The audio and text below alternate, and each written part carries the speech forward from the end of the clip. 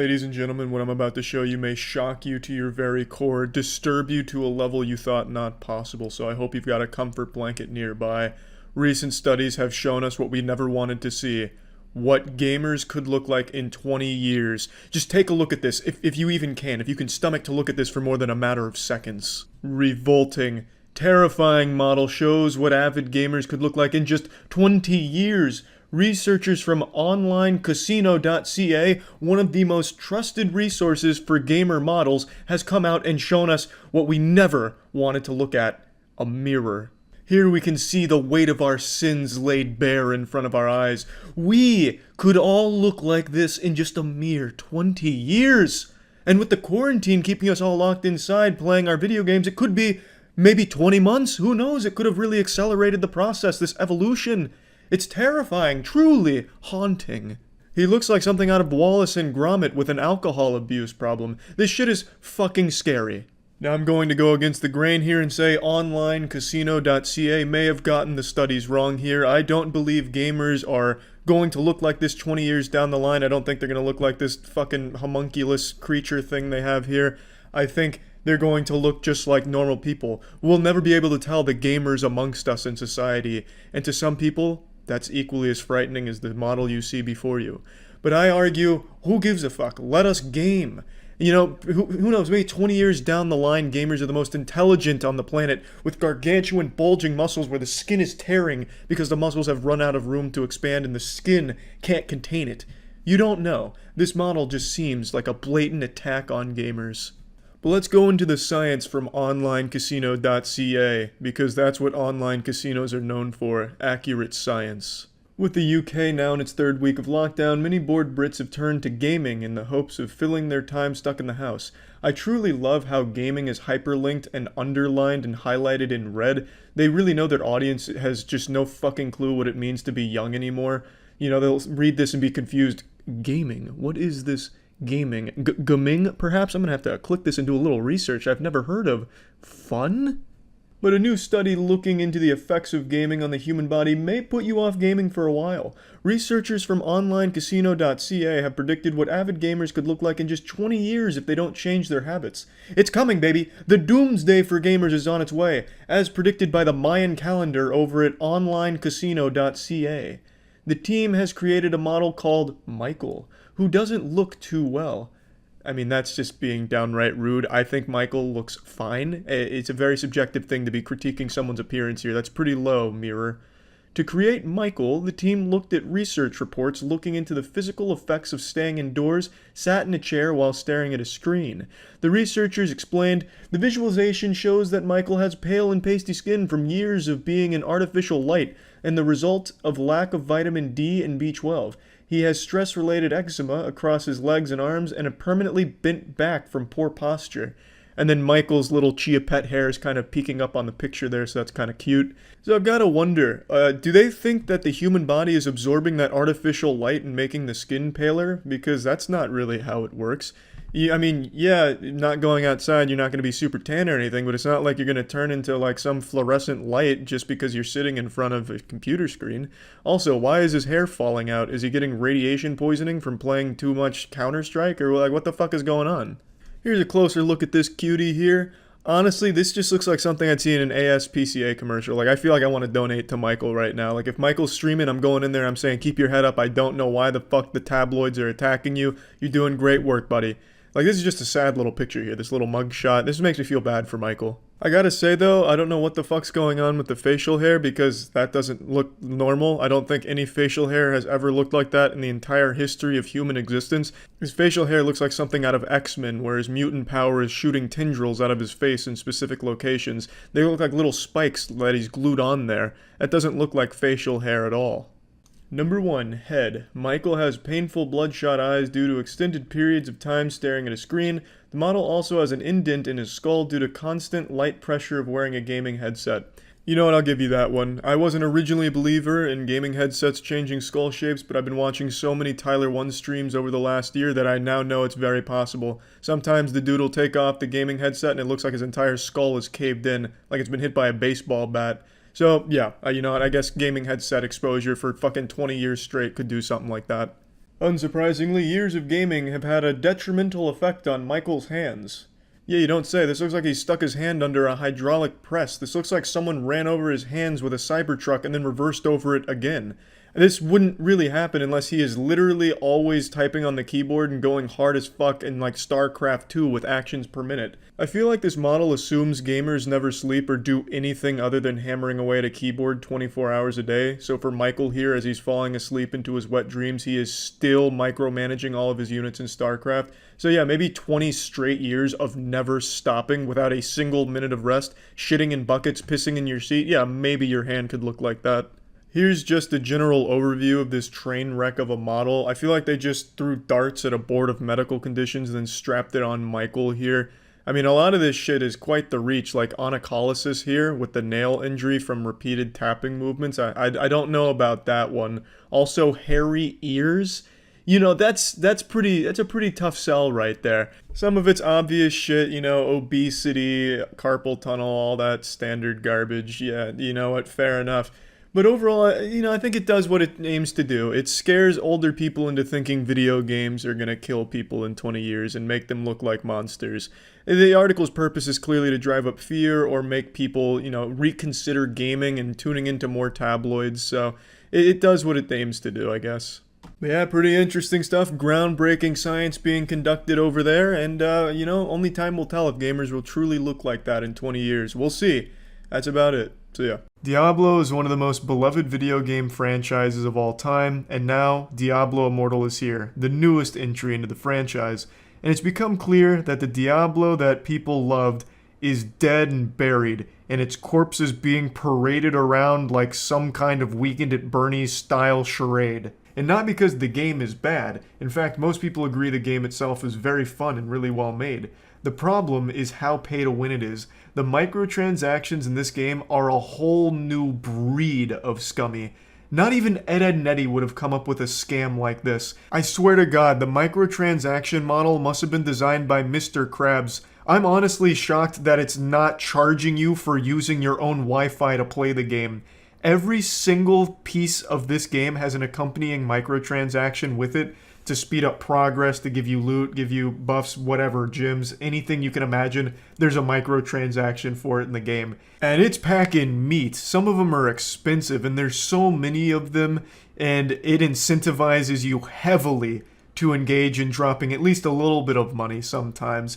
It's like a drug dealer who's just giving you free samples to get you hooked, like, hey, first one's free. In Diablo Immortal, it's the first one's cheap, you know, the first one's like 80 cents or $1, and you get an 800% buff, you know, why wouldn't you just give $1 to help improve the flow of the game, the progress, you know, it's just $1, right, that's no big deal. And then as you continue to progress, it gets more and more expensive, and eventually it's just a ton of money outright, all the way to the tune of about $100,000 to fully max out a character, one character, with all of the max gems and everything.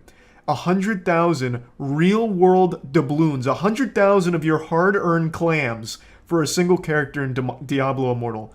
Fucking wild. Now, of course, these are estimates from the players right now. The game's still early. No one's whaled 100 grand to my knowledge, but this is everything they've calculated through data mining as well as just all of the stats and numbers that have been crunched.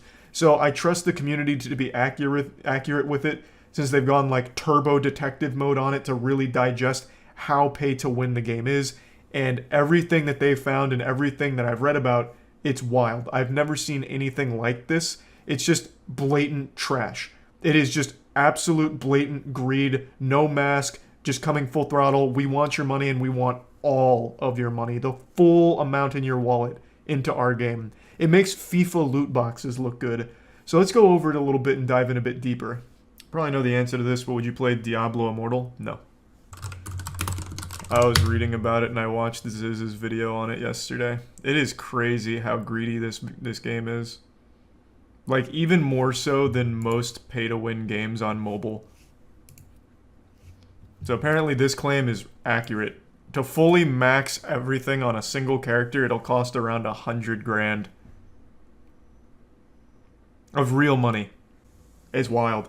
And another crazy thing, so there's so many levels to their pay-to-win scheme, but if you engage in pay-to-win, you have to log in every day to keep some of the items. So let's say you whale out You know, you get a little hog wild with mommy's credit card, and you put in quite a bit of money and you get the shit you want.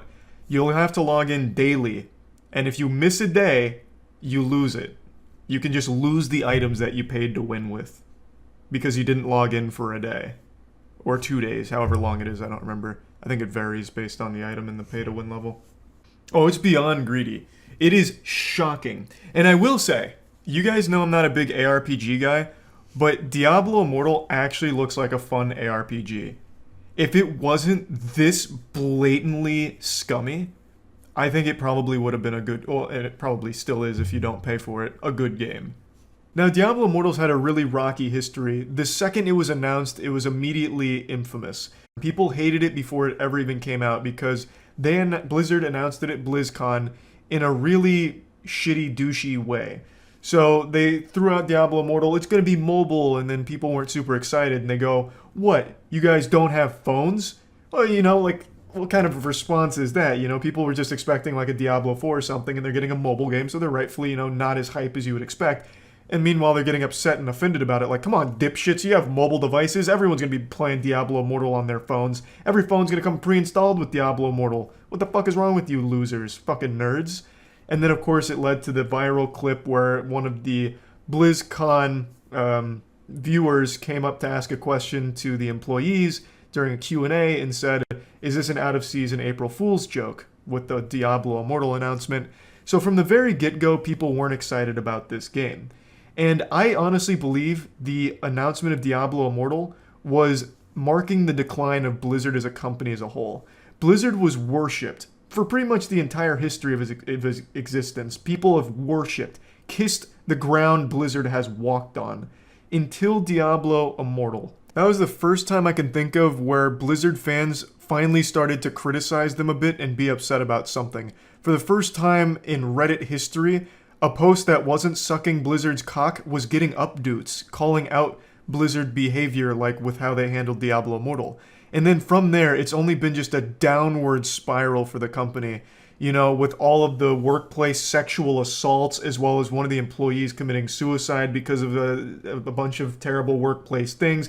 Awful, awful shit coming to light with the company. Tons and tons of layoffs. And then even on the game side of things, horrible business decisions with their games like the Warcraft Reforged. Everything has just been not in Blizzard's favor. People haven't been happy with Blizzard. You know, the whole free Hong Kong thing. Just tons and tons and tons of things that have happened all post Diablo Immortal. And I really think it all started with Diablo Immortal. So this game was really cursed from the get-go for them. And now that it's out, it's even worse than people expected when it comes to microtransactions. I think everyone is really impressed with the game overall. Apparently, from everything I've watched and everyone I've listened to, all the streams I've watched, everyone agrees the game is good. Like, they've made a really good game, especially for mobile. And I agree, I'm not an ARPG guy, but I also think it looks fun. But it is completely overshadowed by how greedy it is. Do you think in-game purchases ruin good games? It depends. I'm of the stance that if it's a purely single-player experience, it's only PvE, pay-to-win elements don't ruin the game. If someone's going to whale out to have fun in a single-player game, that's their right. But once that enters into like a multiplayer experience, then I think it's a problem. Yeah, I also think paid cosmetics are fine, obviously. I don't think anyone has a problem with cosmetics. It's game-changing items, which is why it's pay to win. If you pay money for an item that changes your gameplay, it's pay to win, by its definition. But I'm fine with that when it's a single-player only experience, PvE only experience. I don't really care, because it's just an individual playing the game how they want to play, and they should have the complete freedom to go crazy with it. You know, fucking dumping money out the ass onto the game if they choose. It's just when it's a multiplayer game and it gives you an advantage that it's a problem. The option to pay. And they blatantly say 800% improvement when you pay for it. So when you get flashed, you know, jump scared with their microtransactions, it'll straight up say buying this for $1, $2, whatever it is an 800% buff.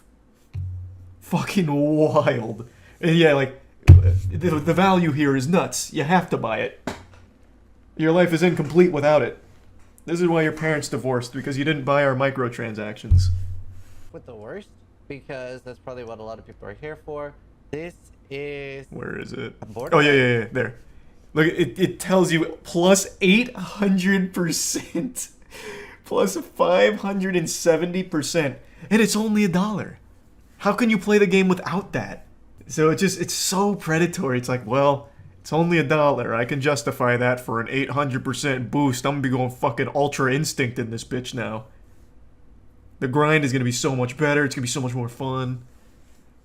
The next thing you know, you got limp dick in your hand and you're down $2,000 because you couldn't help yourself from all the microtransactions here. Because they scale. Starts at $1, but the more you engage in the micros, the more you're going to be spending, and the more expensive the packs become. Are you sure that doesn't mean the value is 800% over the cost? I don't know. I'm not. I haven't played the game. All I'm saying is, I look at this as a player and I see plus 800%. Regardless of how they mean it, I'm taking that as, wow, I'm getting a lot if I spend $1 here. 800% sounds scummy. Does it finish the quest without you doing anything? I don't know all the levels to it. It is microed out the fucking wazoo. Every component of this game has some micro to accompany it, whether it's to speed up progression, speed up loot, you name it. There's so many micros. But I don't know if there's like auto quest completer or something. I'm sure there is. There's probably like a we'll play the game for you. Have I paid for any mobile games yet? Yes. So I've said this before. The most money I've ever spent on a game is a mobile game. It's Duel Links. So Yu-Gi-Oh! Duel Links. I'm not sure how much I spent in Duel Links. It would probably be north of like $3,000 though, over the course of like a year. And I've never spent money on another video game in my life. Except for Master Duel when it came to Steam. So it's card games, really. Card games get to me. You know, you have to build decks, man. And I like to be competitive in my Yu-Gi-Oh! The only three. Only 3 games I've ever spent money on.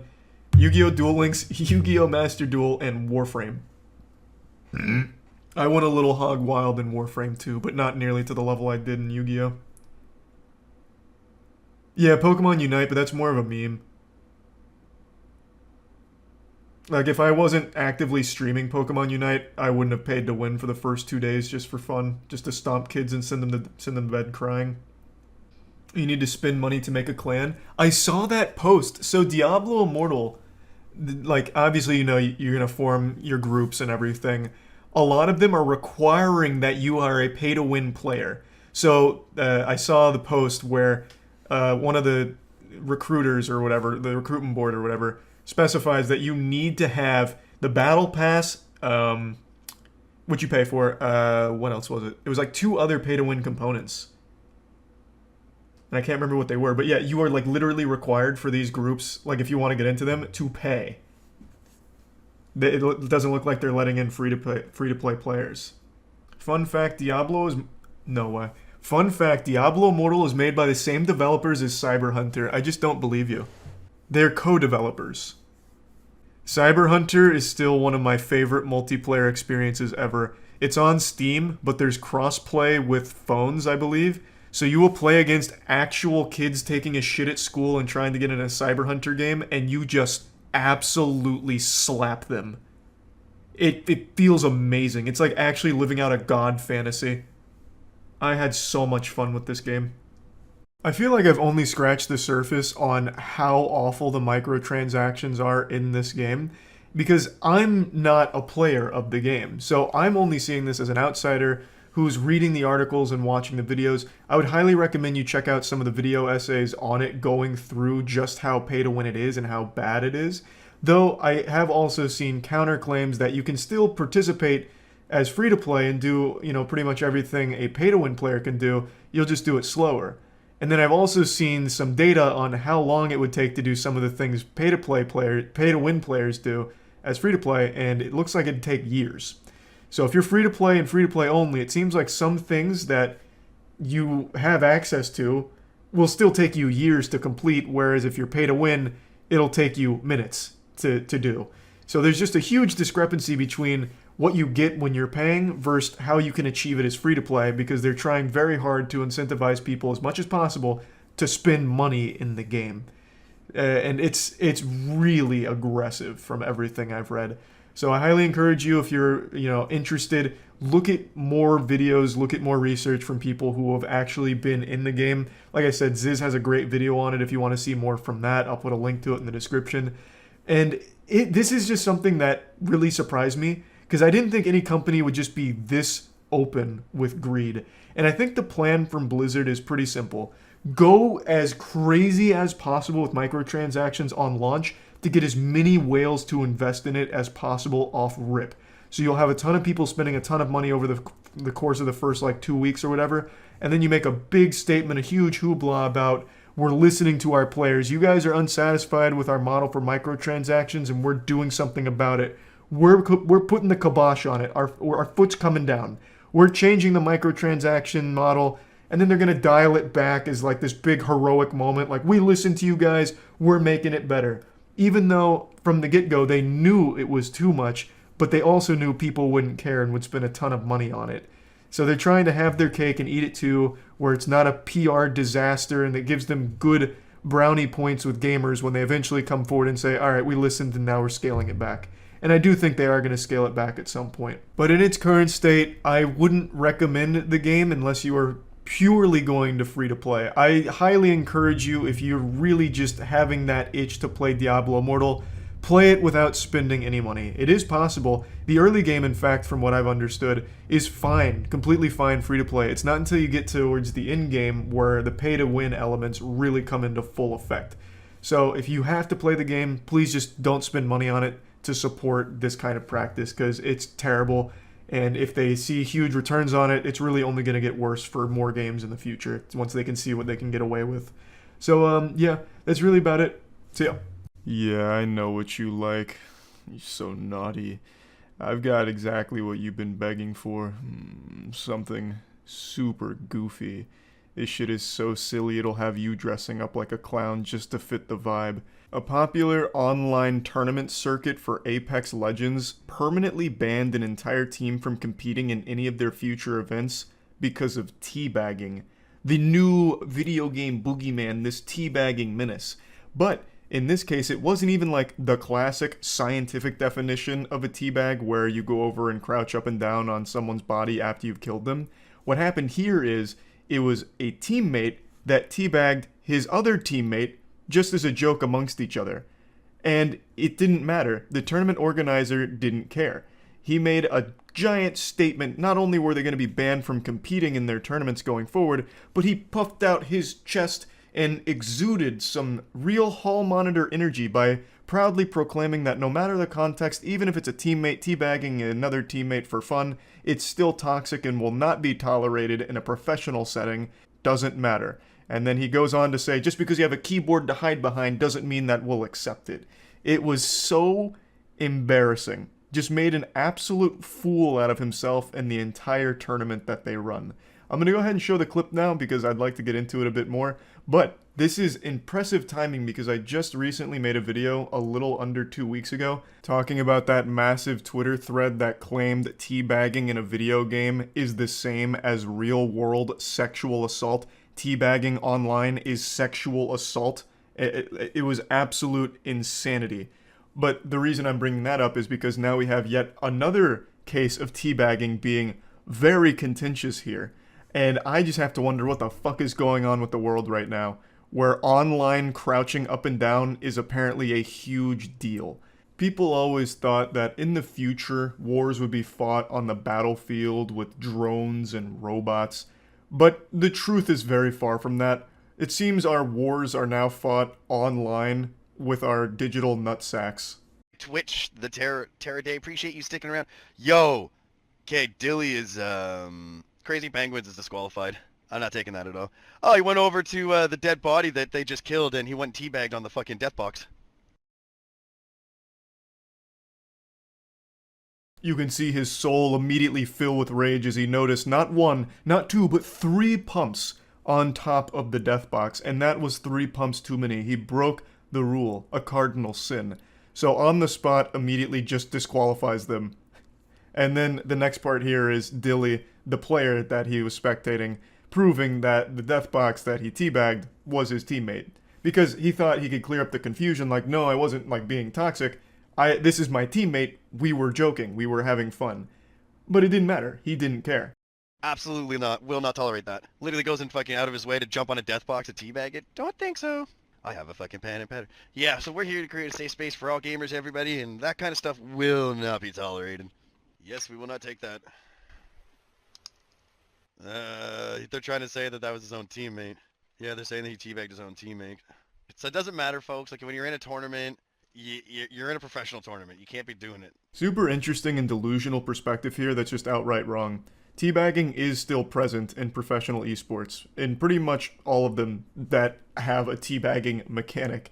In fact, most recently at the ALGS, which is another Apex tournament, it's the biggest Apex tournament, there were instances of teabagging. And you know what didn't happen? Someone fucking charging the stage and flipping over their table, throwing the monitors to the side and saying, "You're banned, disqualified." No one made a big deal out of it. And do you know why? Because it's really not that big of a deal. But somehow this struck a chord so deep inside of him that he went on this brief mention of how it's like compromising the safe space that he's trying to create with the tournament, which is another really weird perspective. Because, I mean, what do you, like their mom? You popping your tit out so they can suckle? Like, what do you mean you're trying to provide a safe space for all gamers here? It's a video game, and it's a tournament that you are allowing people to compete in. That's already a space for people that feel comfortable enough to compete. Like, they don't need further protection from you. It's not like this team went on Twitter and started harassing them and sending them shitty message or anything. They kept everything localized to that tournament, kept everything in the game, and they only teabagged each other. Like, there was no toxicity being had in the first place. So how in any way did a teammate teabagging his friend, who was also on his team, compromise that safe space? I'd completely understand if they were being like rude assholes to the other teams, you know, insulting them or just being generally shitty to them. Then yeah, I can understand you being like, we won't tolerate that, get it out of here. Or I can even understand it if going into the tournament you had a rule that said no teabagging, the no teabagging clause, and they broke it here. This is a huge stretch, but even then I'd at least almost understand it, because I guess it would be like a technical breaking of that rule, but you don't even have that most basic rule in place. This does nothing to ruin the safe space that you're creating here, and I don't even really know what you mean by a safe space for gamers to compete in, because it's not like you do anything special. You're hosting a tournament for them to compete in, so the players that are playing there already feel comfortable enough to go there and play. Now, if things got out of control where, like I mentioned, they're sending nasty messages or whatever, then that would be a problem where you would want to stand up for your players and, you know, make a stand for them. But that didn't happen, and that hasn't happened. That. And something people need to really understand. Yeah, so like you can't do that. Just like I'm telling you're going to tell me teabagging my own teammate is toxic. All right, so then this is where we're going to shut the lobby down at this point, because I'm not going to get into that one, because absolutely it is. Unfortunately, yes, disqualified, because yes, you cannot do that, folks. Sportsmanship, right? You cannot go and teabag your own teammates in any organized sports. So why would you come into an organized tournament and go and do something like that? What a horrible, horrible comparison. You can't teabag in any professional organized sport, so why do it here? Bro, professional organized sports are not video games. You're not going to be able to teabag your golf opponent. Like, if you get a birdie and he gets a bogey, you can't, like, push him to the ground and start dropping nuts on him. Like, obviously, there's not going to be any sporting examples of someone teabagging the opponent. That's such a dumb comparison to try and make. This is a video game where you can do that, and it's not that big of a deal if you do. And you're talking about sportsmanship. This wasn't, like, not sportsmanlike. This was a teammate having fun with another teammate. Is the purpose of your tournament to have fun, or is it to go in there and be fucking miserable and be disciplined by you, the authority that rules it with an iron fist or whatever? Like, what are you trying to accomplish with your tournament if you're going to make it this cutthroat with how you enforce what you believe to be a toxicity violation? This is outrageous. It is absolutely outrageous. It has nothing to do with sportsmanship. I think what happened here is you thought that Dilly teabagged an opponent, and you thought that people might be upset about that, so you tried to get out ahead of it and made a big hoopla about it, but once it was revealed it was his teammate, you had to stay on that hill. you no longer could backpedal because you'd already dug yourself into that hole and backed yourself into that corner. And now you just look super dumb because of it. You should have just said after it was revealed to be his teammate, oh, I misunderstood. I don't really want toxicity in my tournaments, so just, understand that going forward and respect that. Just no teabagging from here on out. That would have been a lot more respectable. I'm sure Dilly and the whole squad would have had no problem with that after the confusion was cleared up. But what you did here was the worst possible approach to handling this situation. And you couldn't even give an actual argument for how Dilly teabagging his teammate was actually toxic. At no point did you actually explain it. When challenged, you just said, okay, I'm not going there, time to shut down the lobby. You didn't really go into detail on why you believed it was still toxic after you learned that it was his teammate. So no, you cannot teammate-bag your own teammates, or anybody for that matter. Do not teabag teammates in the future. Just because you can hide behind this and get to use this little thing, you're not going to do that in the real world, so don't. Don't do that. Oh, big shot here. Big muscle, masculine, tough guy. You can hide behind these keyboards, but you wouldn't say it to my face. What a great argument. I don't even know what that has to do with anything, by the way. It's not like Dilly and them were talking shit. They were trying to understand, trying to get clarification, like, can you explain how me teabagging my friend who's on my team is toxic? And I guess for some reason he took that as fighting words. Oh, so you want to fight then? Keyboard warrior, of course. Get out of here. Banned forever. Horrible. Horrible, horrible all around. Let's go ahead and see what Dilly said, because he made a couple posts about it, obviously, because he was upset about it. And as he lays out here, it's not in the rules. Like, there's nothing about teabagging in the rules. So even if he was trying to, like, strictly enforce a poorly written rule, it's not even there to begin with. They just had absolutely no grounds for this overreaction. So yeah, horrible ban here, awful decision, and it makes the entire organization, or the entire tournament here, look really, really silly. That's about it. So yeah. Do you remember a few years ago when Pepsi saved the world with that incredible, powerful commercial where Kylie Jenner bravely grabbed the Pepsi, led a group of people, and then gave that Pepsi to a police officer, and then the world started to heal? Climate change was fixed. Poverty extinct. World hunger a thing of the past. All thanks to Pepsi. It was a commercial that was made fun of endlessly online, and it's been a little while since then, and Coke decided that it was time to try and one-up that Pepsi commercial.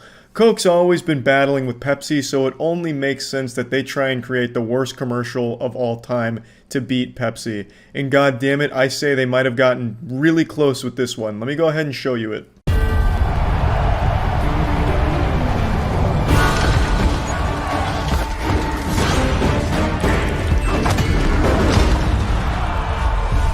Yeah, it's a gamer commercial. Those always go well. Nothing screams in touch with the youth quite like 80-year-old businessmen trying to create a commercial to cater to gamers. I can already imagine the meeting where this abominable antichrist of a commercial was born. Alright guys, shut the fuck up. Listen to me. I've got the floor. What if we created a commercial that'll put a smile on the face of every video game player out there? We know they like orcs, and we know they like that Mario, and sometimes they even compete. So let's combine all of this and create something special.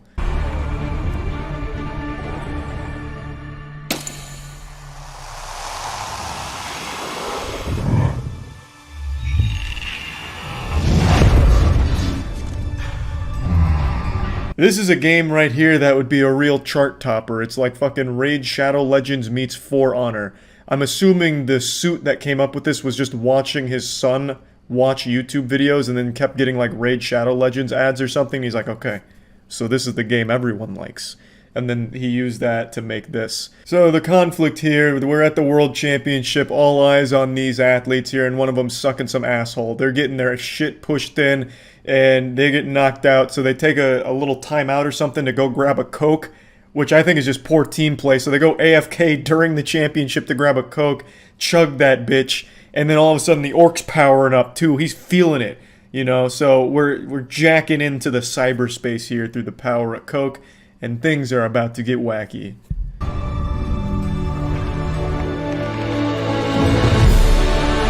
Dennis putting down the weapons. You seeing this?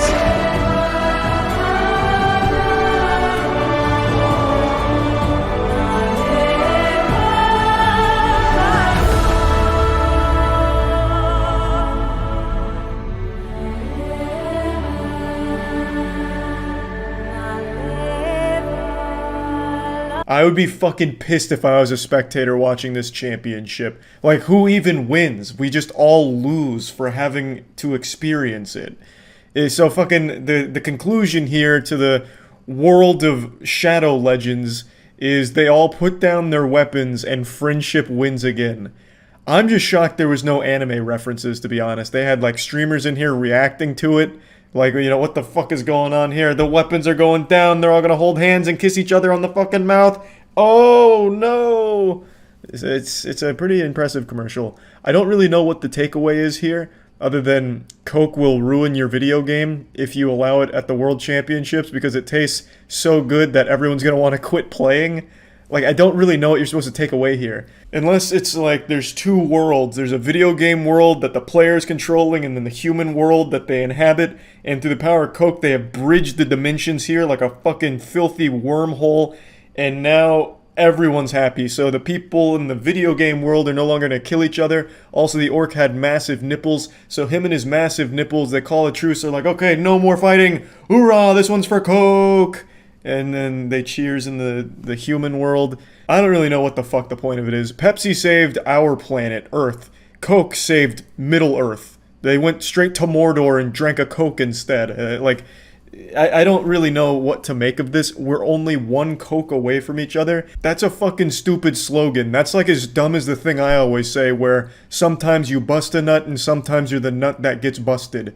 It's a statement that really doesn't mean anything. I don't know how that even correlates with what we were just shown. All I know is that this cost Coke a lot of money. This is high quality 3D animation. It looks incredible. So that is absolutely a 7, maybe even 8 figure commercial right there, and it sucks shit. It is bad. Like, the reception to it is obviously negative other than just complimenting the animation studio behind it, which they absolutely deserve. The commercial visually does look good. It's good animation. But my god, I would have rather it be used for anything else. It is such a dumb idea. And when you really break it down, all that happens here is a player's bad at the game and they get beaten fair and square, so they go and grab a Coke out of rage and then come back and just throw the game. They literally just rage quit. And then everyone else also rage quits. Like, it's not really a positive message at all. They just ruined the championship. But yeah, anyway, I just wanted to share this because I thought it was pretty interesting that Coke is trying to outdo Pepsi in terms of horrible commercials, so Godspeed to them. I'm looking forward to more from the Coke Gamer Universe experiment. Fucking voice is cracking now, I'm so excited. But yeah, anyway, that's about it. See ya. What's up everybody, it's Critical. Recently I've made a lot of videos on really shitty Kickstarter products and crowdfunding products in general, and I've seen countless of crowdfunding products that are just truly abysmal, like pure camel urine that will not only raise your GPA but also spot reduce your abdominal fat, just all kinds of nonsense. However, this is objectively the worst crowdfunding project in current times, definitely the most dangerous as well. I've been following this story for a little bit, so I'm going to give you this story in a nutsack. This is a crowdfunded submarine, and it's seen modest success. It's performed what it was supposed to pretty decently. Obviously not up to military standards or James Bond standards or anything like that, but this shit worked for the most part. It could dive, it could resurface, you could play checkers and chess on board, maybe perhaps even a rousing game of Old Maid while you're underwater on this crowdfunded submarine. It did a decent job.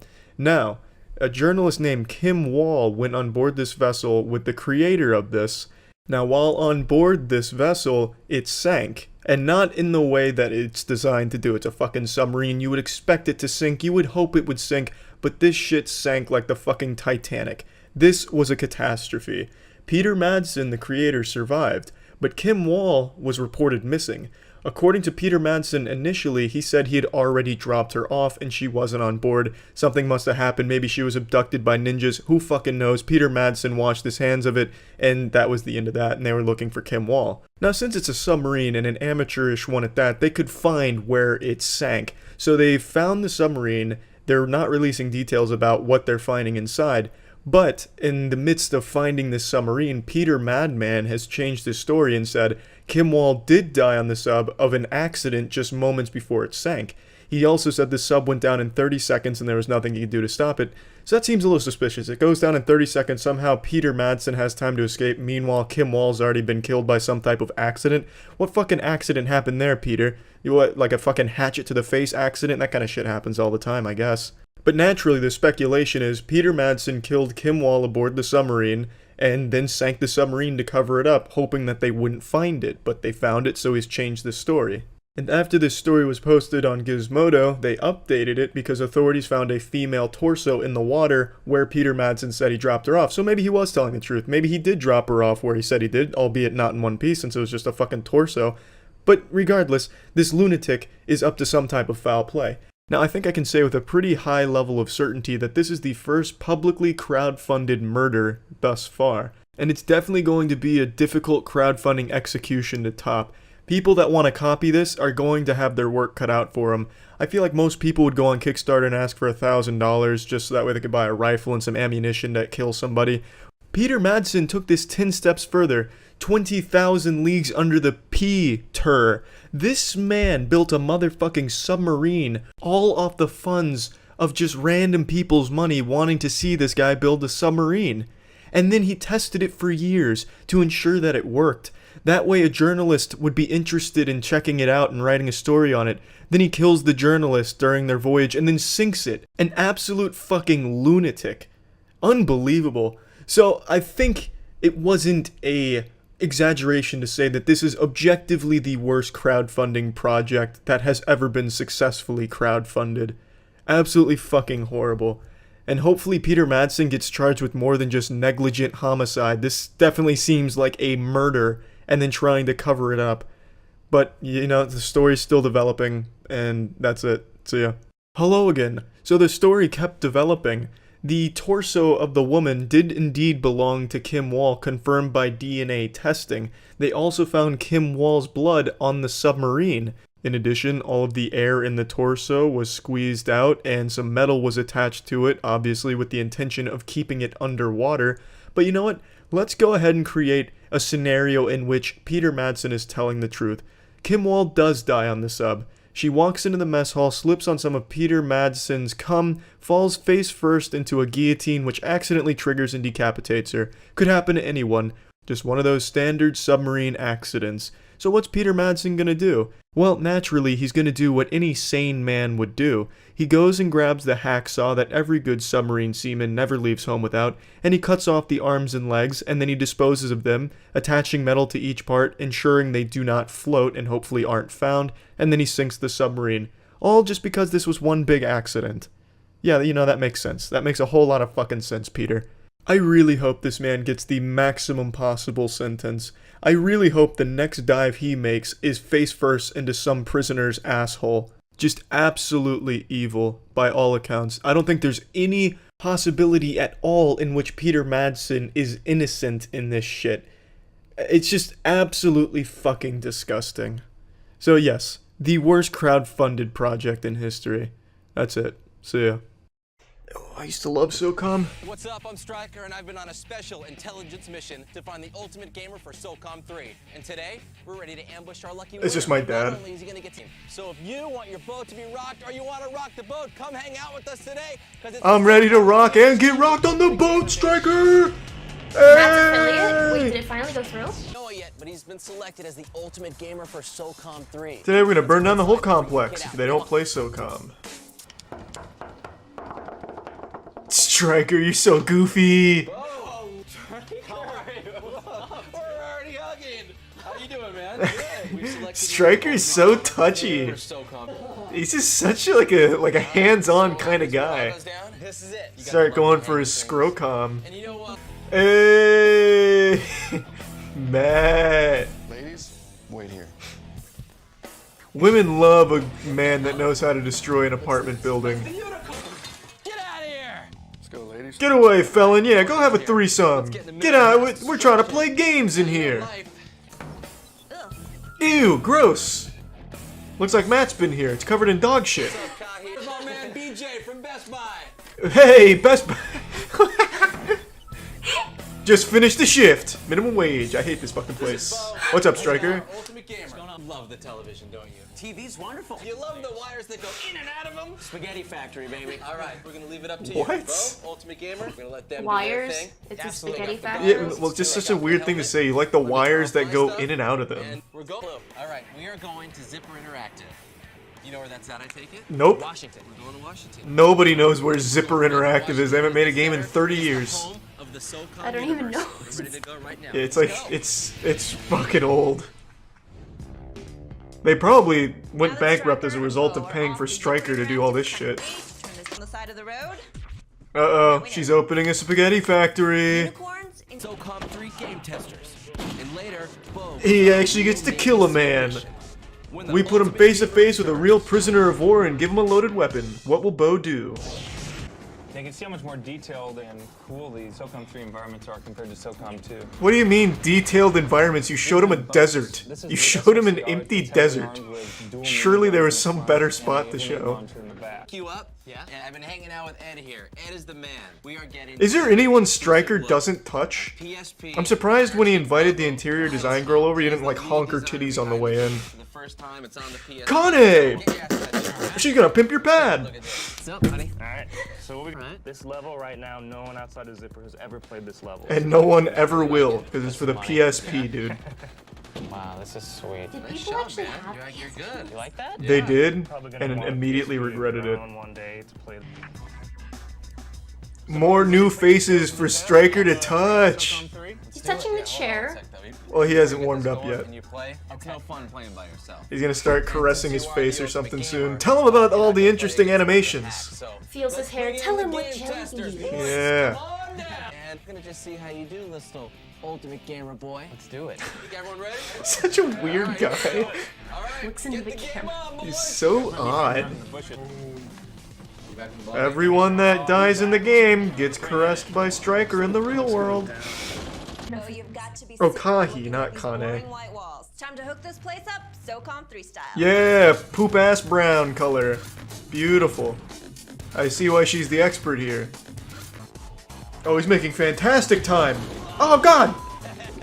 Watch out for the dynamite! There's depth charges everywhere. I like to imagine they used real depth charges. He could have actually died. Meet him at the rendezvous. Check. Let's detonate this son of a bitch. Hit it. Do it. No, we did it! The terrorists have been stopped. What was the mission? Blow up a barrel? Hey, Geek Squad! Wait, I remember Geek Squad. Do they still exist? They're like the Men in Black of tech support. For grabs the entire PlayStation 2 library and a bunch of games for your brand new PSP, which you got earlier. The entire PS2 library. Stryker, I don't think you know how many games that is. I think to date, PS2 has more games on ever released on it than any other console in history. There was so much shovelware on the PS2, it's fucking nuts. In full effect. We're hugging it out and he's beating me up. Man, Stryker just, hey, he just loves to get right up in someone's sack. You're the ultimate gamer! The ultimate gamer, bro! Ridiculous day today, right? What? Whoa! Look at this shit! We can just hang out in here now and play SOCOM.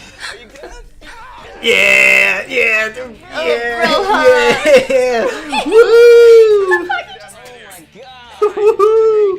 Gamers being bros. 5.1 surround sound, man. Yeah. Original artwork from Zipper Intermotes. So I have an ace in the Uh-oh. hole to play with us. Yeah? You want to see who it is? Who? Tracy! The real sergeant of the U.S. military, Tracy.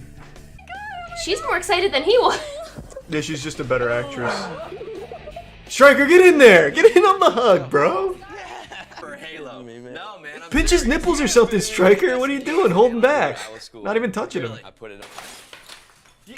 Oh, he did both of them. Stryker, you've unleashed the demons. That was fun. I'm getting in your not the driver's side, the passenger side. You little bastard. He's such a weird guy.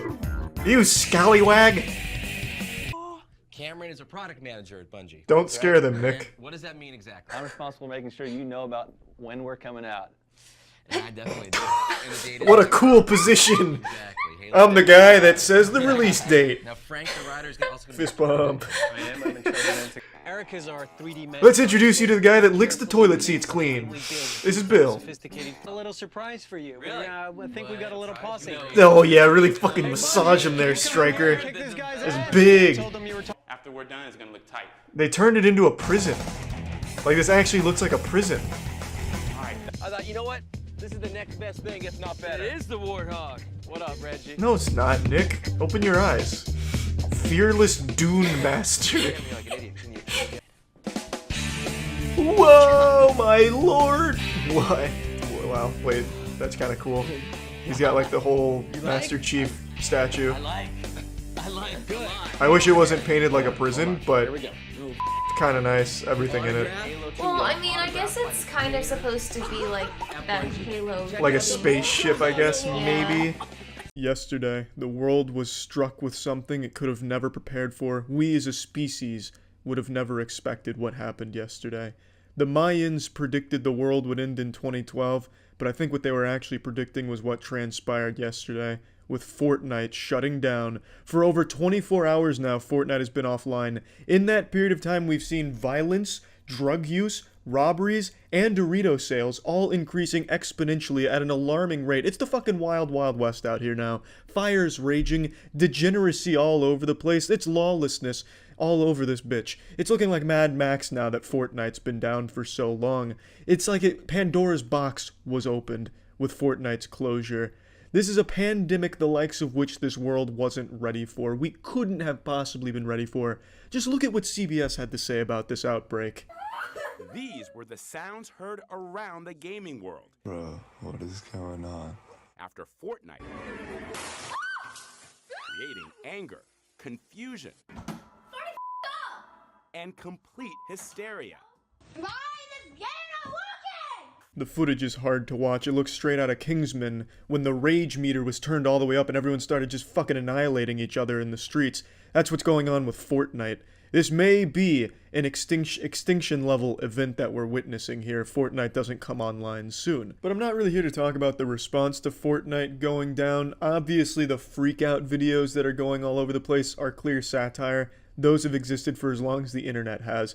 The angry German kid smashing his keyboard, the World of Warcraft guy shoving a remote up his asshole, all of that was proven to be fake. Just satire videos, and it's no different in this case. I don't know why people are using this as some type of leverage or evidence against Epic Games for Fortnite's addictive properties. No, it's kids making a YouTube video hoping to go viral for a fake freakout. That's always happened. What I want to talk about, though, is in the same broadcast from CBS, they talk about Fortnite being as addicting as cocaine. And Epic Games is actually being sued by mothers in Canada because they consider the game too addicting. Fortnite has been compared to be as addicting as cocaine and tobacco by some parents. The game is free, but players can pay for accessories including costumes. Now I just want to start this by pulling your pants down and hitting you with the truth. If you're suing a video game company because your child's addicted to it, you're a shitty parent. It's not the video game company or the game itself's job to do your parenting for you. You're just a shit parent. Everyone involved in this class action lawsuit against Epic is a certified shitty parent. There's a thing called parenting that is apparently lost these days because iPads and video games, most parents just give them an iPad and let them go fucking horse around on YouTube and then get mad if they see Elsa sucking Spider-Man's dick. Like all of a sudden they're surprised and outraged and it's YouTube's fault because they did a bad job raising their son, their daughter. It's your fault as a shitty parent. Also, anyone who starts their statement on Twitter, Facebook, or Reddit with "as a parent" followed by your opinion, I immediately write you off as just totally fucking useless to the conversation as a parent, as if being a parent makes you an expert on anything at all. Oh, well, I personally, as a parent, believe that building cars is super easy, but dangerous. Oh, so you're a mechanic. No, but I have 9 kids. As a parent, how fucking useless. What a nothing burger of a statement. Fucking half the parents don't even vaccinate their kids anymore because they read something on Facebook from an obscure Facebook group where one person's daughter got vaccinated and turned into a werewolf, and now all of a sudden they refuse to accept science all of a sudden. It's just fucking stupid. Being a parent doesn't make you smart. It doesn't immediately raise your intelligence or anything like that. It's just, what does a flat earther, a climate change denier, and an anti-vaxxer have in common? They can all be parents. Does that mean that all of a sudden now they're smarter than what they were before? No, it's just stupid statement as a parent. Stop fucking using that. But what I'm talking about in regards to Fortnite specifically is, as a parent, you can take the goddamn game away from your kid if you think they're being too involved in it or addicted to it. Spend time with your kid, God forbid. Do some other things with your son or daughter besides let them sit in front of the screen tearing away at their, ligaments, getting muscular atrophy from day in, day out, shoveling junk food in their face and playing a video game. If you want to change that, you can take that power for yourself and do something with them to get them away from the game. That's totally on your right as a parent. You don't have to have a perpetual babysitter with your iPad or their video games. You're in control of that medium for them. So be a fucking parent and stop trying to sue video games and change things that you're not even involved in yourself. It's so frustrating. Parents suck these days. Not all of them, obviously. I'm not speaking in absolutes. But this super vocal group of parents, mumsnet.net.net, whatever these fucking stupid forums are where these lunatics interact with each other and spitball the most brain-dead garbage 18th century ideas. It's just harmful to just everyone around. I don't even want to use the word society because it's just a fucking meme word, but it's applicable in this case when talking about these parental assassins that target anything, put in their crosshairs anything that's fun because they're afraid that their son or daughter might not be age appropriate for it, so thus they have to get rid of it entirely. Like fucking R-rated movies they'll go after because they have children. Just don't bring your goddamn kid to the R-rated movie. I don't know why you have to be mad at Joker for existing just because you have a 4-year-old. Not like you're forced and obligated by law to bring that 4-year-old to the movie theater. Stupid fucking parents, man. It's frustrating. And this Fortnite thing really made me just pretty upset about it. I don't give that much of a fuck about Fortnite, obviously. I don't really play it. And by really play it, I mean I haven't played it in like a year and a half. But it's just so dumb to compare a video game to drugs and real addictions like cocaine, heroin, and shit like that. Because as a parent, you're in control of that addiction. You can immediately kick that addiction for your kids. There's no video game withdrawals where they're going to be scratching at their neck, throwing poop on the walls, and just going buck wild because they can't play Fortnite. And if they do, that's called a temper tantrum, and it's a pretty normal thing with growing up, and you need to learn how to combat that as a parent. So just be a fucking parent. Stop blaming the internet and video games for your lack of willingness to be present in your child's life. You shit-ass parents. That's it. See ya. I know an intern from Iguanabe, the developers that made Kong. Oh, I'm sorry to hear that. Well, not only because the game's bad, but I just read that story about why Rise of Kong is so shitty.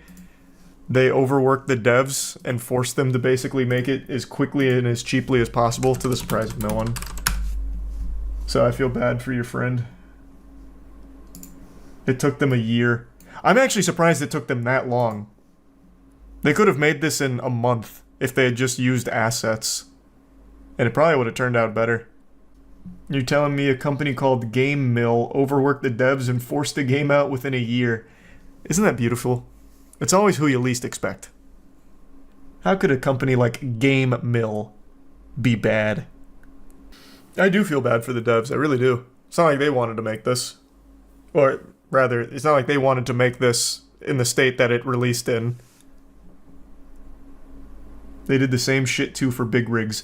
Yeah, we can dive into it real quick. If you guys don't know Game Mill, you know of their work. Game Mill is notorious for, actually some of the biggest stinkers the industry has ever seen. Most infamously, big rigs over-the-road racing. Back in the early YouTube days, everyone made a video on this. It was like a rite of passage. I made one. I made a big rigs over-the-road racing video a long time ago. It is, to date, still probably one of the worst games ever made. It's a game that is so fucking bad. If you drive in reverse, you can get infinite speed. Nothing works. It is impressive how bad Big Rigs is. And it shipped. It released. It was a game you could purchase, would have to purchase if you wanted to play it. That's Game Mill. It also led to a meme that was pretty prevalent in its day called Your Winner. That was nothing. It was just an empty plane, and your car was magnetized to it. So if you were going up a mountain, You'd go 90 degrees up that mountain, fucking stick into each and every nook and cranny of it. And this is Game Mill's legacy. 20 years, and they're still able to deliver the same dog shit quality that they were known for 2 decades ago. It's almost inspiring. You'd think in 20 years they would have some level of... pride's not the right word. Some level of drive to want to make something good, but they just don't. They're perfectly content making nearly unplayable garbage. Let me see if they made one other game I'm about to mention. They did. They also... it's crazy. They are also responsible just this year, not even just this year, just a couple weeks ago, responsible for a horrible dog shit game we played called Avatar Quest for Balance. This is also Game Mill. Just recently streamed this one too. Haven't you played this? Just played this. Because it just came out. The game is only 2 weeks old. I just fucking played it. And they already came back and said, we can do better. This was so good I want to try it for a second time, and then made Rise of Kong. I think if you're going by, like... it's not fair to put them on the same plane as, like, a AAA developer, because they're not. They're not a AAA developer. But if you're just going by studios that make the worst games, Game Mill is at that top of the list. It has to be. It has to be. They have not made a game that isn't abominable and insulting. Playing a Game Mill game is more painful than getting, like, a colonoscopy while being awake and no anesthetic. It's brutal. The games are miserable. For 20 years. 20 years. I'd actually argue they're only getting worse. Because they did make one game that I guess isn't the worst thing the world's ever seen. It's called Big Buck Hunter. I'm sure you've seen this at, like, Dave & Buster's, or if you go to, like, your local dive bar, they probably have this tucked away in a corner somewhere. They did work on a Big Buck Hunter game.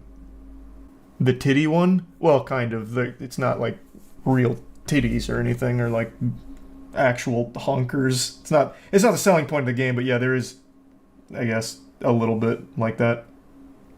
They are, like, the sole studio that gets these giant IPs to put in for, like, your most beloved franchises. So, they have G.I. Joe, Frozen, all of the Nickelodeon games, Cartoon Network, and where was the other one? Cobra Kai. There it is. This is all Game Mill. Somehow they get the rights to all of these properties to make these games, and they make them as bad as can be. And I don't know why. I don't know why companies choose Game Mill to license with. So they sell to children. Yeah, but you know what sells better to children is a good game.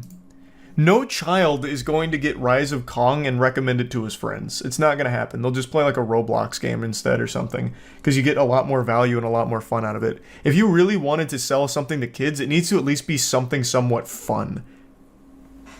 Because the alternatives are... Game Mill almost made me puke. The alternatives are innumerable and free. Roblox custom games, Fortnite custom games, and they're all free. You can't make games like this and expect them to do well in the child space. It's too competitive. You might be able to fool a couple of parents into accidentally purchasing this for their kid's birthday or Christmas and ruin the whole event like the fucking Grinch, but past that, you're not making real long-term sales. Yeah, it is literally a Game Mill. It is a very appropriately named studio. What else do they have coming up? Let me see. I want to see what upcoming games they have. What else can I get excited for from them?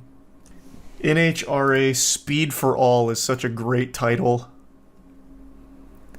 I've told this isn't a story, but this is like a regret of mine. I was at a Walmart like 6 years ago and I saw this incredibly awful shirt on display. It said something like, Big Speed made for speed, or something stupid like that, and it was neon green, and I really regret not buying it. And this name just brought that wound back to life and poured salt in it. 3 months ago, Avatar. No! Wait! I totally forgot they're making the Walking Dead game as well! We talked about that months ago. They're making that fucking awful Walking Dead game. Let's go! The game mill thrill doesn't stop, baby. It doesn't stop. Yes! Peggy 18. It's this pile of shit we looked at a long time ago. Nobody has to die. Everyone has made it this far. It has to be conscious, right? Like, they have to be doing this on purpose. You have to try so hard to make a modern game look this bad. There are so many assets you could just borrow. Just pay for them, use them, and it wouldn't look this bad. They have to do it on purpose. God, I can't wait for this. We've all done the worst kinds of things to stay alive. We're brothers. Doesn't have to be this way. This is exciting. I don't even recognize you anymore. Jane, you have to help us. What Spoilers? Not quite. Because this changes the story if you want it to. You can be Rick, or you can be this guy who vaguely resembles Shane if he was a lobotomite. So cool. Oh my god, that's Game Mill in a nutshell. That's so good. But Walking Dead, another huge property that for some reason Game Mill gets to abuse. They just have a gluttonous appetite to ruin IP. Even though Walking Dead ruined itself, but like all the other ones they do, Avatar, all that. It's craziness. It's craziness. It has to be some kind of like... I don't want to use the word scam in the legal sense. But like someone at Game Mill must be really persuasive to these like these heads of studios to get these licenses. Like he must be like Lelouch with like the Gios. He's able to convince someone to give them their license one time. It's inexplicable. Because their track record is 20 years of trash. What do the comments on this look like? List of Game Mill games. Yes, please give us more slop. They probably crapped this game out for less than 20,000 all told. That's peanuts to AMC. Yeah, but you still get anything out of it for AMC except ruining your IP, which a lot of companies care a lot about for obvious reasons. It's why they don't just ship off their IP willy-nilly. It ruins the brand. And Game Mill is like the optimal spot to ruin a brand. It just doesn't make sense. Game Mill is the exception. It's the only place that companies feel comfortable ruining their shit with. I don't get it. You played the NHRA drag racing game, by the way. It was made by the Flatout 3 studio. Is that the game I played? I played a Game Mill game without knowing it. Is that the one that kept fucking breaking down on me? Or the car, not the game. The car kept breaking down on me anytime I tried to start it. Was that Game Mill? Yeah? Oh, that's so hype. I probably played their entire catalog during Steam bad game nights when we dumpster dive on Steam new releases without realizing it. I have actually probably played every goddamn thing they've ever pumped out. I'm the most knowledgeable Game Mill consumer. I'm their target demographic. You're the reason they're still around. Yeah, everyone in the company wants to close down desperately, like pack it up, but one guy's like, no, we can't. Not when there's still work to be done for Charles. He needs bad games to play on stream. Everyone knows Dr. Phil. I'm sure you've seen his show at some point. He's the man of many memes, the man of my dreams, the man who makes me cream. He's had this show for decades, and it's focused on, you know, some out there people coming on and looking for Dr. Phil's sage wisdom.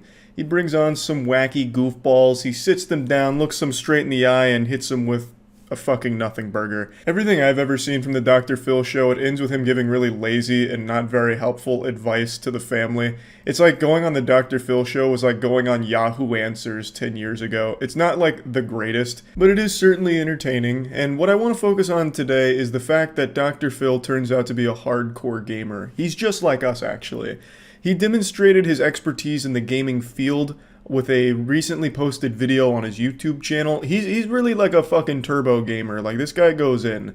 So I want to go ahead and show you this clip here, and we can just go over it. If you're looking for something to do that's fun, relaxing, and good for your brain, I have a perfect way for you to take a much-needed break, and it's right on your phone for free. It's an app game called Solitaire Grand Harvest. I was really expecting it to be Raid Shadow Legends here, but Solitaire Grand Harvest is a close second. Typically, when you picture gaming, you're probably picturing Solitaire Grand Harvest. And now Dr. Phil has ascended. He is now the face of gaming. I like to unwind with the game. The artwork is amazing. All of the challenges and levels are super fun. And I really like all of the super cute animals that play along with you. Yeah, they do have great artwork. Lorinda, what do you enjoy about the game? I've always loved the way Dr. Phil talks. He sounds like Chucky Finster with a really bad cold. The way he just like says a game is so adorable. It's like he's constantly fighting through a ton of phlegm and just mucus everywhere, but he really wants to talk about Solitaire Grand Harvest. Now, the two actresses that he brought on to promote the Grand Harvest adventure here just keep mentioning, like, the artwork, as well as Dr. Phil. He keeps saying, like, yeah, the artwork is nuts. I've never seen anything like it. So I decided to look it up because, you know, this is embarrassing to admit out loud. I don't play the game. You might have to revoke my gamer card after me saying that. But yeah, I've never played Grand Harvest, so I had to look it up on Google Images, and I gotta say, they're right. You don't usually see something of this high quality in a video game. This is the kind of shit you see in like a Marvel movie. Like this is blowing me away. The fact that we've reached this level of technological expertise to be able to capture something this impressive. We're going to watch you guys play. Are you up for some friendly competition? Let's play. So, all right, let's see who can complete their level first. So you have your phones, and we're going to see them. You guys see them on the screens here. All right, so get ready, set. All right, play. That is the face of a man experiencing immense pleasure. Dr. Phil is powered by Solitaire Grand Harvest. There's no blood left in his body. It's just Grand Harvest gems now. That's what fuels him. And now we're all in for a treat. We get the goddamn esports grand championship here. Dr. Phil has just conducted the biggest tournament in Solitaire Harvest history. We get these two athletes squaring off on the bloodiest battleground on mobile devices, and it's about to get nutty. You thought League of Legends was toxic. Wait until you see high-level Solitaire Grand Harvest play. All right, we can see what's going on here. Now, the game is not only enjoyable, but it's challenging, and it can sharpen your brain. You're also getting double the fun playing solitaire and can actually build a farm and harvest it. As you progress in the game, you win different rewards and credits, and this game has different surprises as you progress, so it's challenging and fun. The audience paid for the whole seat, but they only need the edge for this one here, because goddamn, this is an intense clash of the titans here happening on the big screen. Luckily, Dr. Phil's shoutcasting, so that way we can keep up with the action. And my god, it does look fun. I can't believe I've gone this long without playing Solitaire Grand Harvest. And especially if it's got Dr. Phil's stamp of approval, this guy knows quality. This guy's much more reliable than IGN, Kotaku, Polygon. Like, this guy, he knows what he's talking about. So if Dr. Phil says it's challenging, it's fun, and it's going to turn me into a super genius, then god damn it, what am I waiting for? So if you're looking for a mini escape with beautiful artwork and great scenery, you can take a break from your busy day and try growing some cool crops. So how are you doing? I finished, I won. Oh, you did? All right. Dr. Phil caught with his pants down and dick in his hand a little bit there, didn't realize that the game had already ended and we crowned a champion. Katie was victorious here. She went fucking wild. She went full throttle there. That was high octane. Katie entered just the flow state and was just mastering the Grand Harvest adventure. Dr. Phil just couldn't keep up. He was too busy explaining the fun of the game. As Dr. Phil continues to mention, the artwork truly is beautiful. Like, you don't usually see grass and a dirt road that looks like that. You know, this is definitely a milestone. This is an achievement for the human race, being able to make art look that good, especially on a mobile device too. Like, it really is incredible what they've been able to do here. Congratulations to both of you. You know, Robin and I started playing this, and we love the graphics because it's really animated and fun. And both of you are really good at the game, and that makes you both winners. So whether you're currently playing games on your cell phone or not, now's the time to get in on the fun. I was looking at a study the other day, and these games actually do improve your brain function. I have no doubt about that. Solitaire Grand Harvest has been credited with creating some of the finest minds in human history. Albert Einstein, he was a top 10 player in Grand Harvest. You know, like, we've seen the effects of this. We already knew that this was good for your brain. Not only good for your brain, great for your brain. Your brain right now it's level 1. Take it to level 100 with Grand Harvest, obviously. I love that they keep mentioning the graphics because I also agree. Like, this is a game that has truly innovated. It's a pioneer in the artwork and graphics department. It really makes you feel like a farmer playing solitaire on a dirt road, and you can't find that anywhere else. So I can totally understand why Dr. Phil loves the game so much, and I'm just happy to see that he's a gamer too, just like you and me. And yeah, I really appreciated the 3.5-minute segment here. I have to wonder how much that cost Grand Harvest. Like, that's longer than like a YouTuber ad. Usually it's like a minute 15 tops. I've never seen one go 3.5 minutes. That's like 15% of his whole show. Like, that time, that runtime is a massive chunk of that entire show because there's also commercial breaks during it. So that was a lot that they paid for there, and I'd be very curious to know what it cost them. Anyway, just wanted to show this. That's about it. See ya.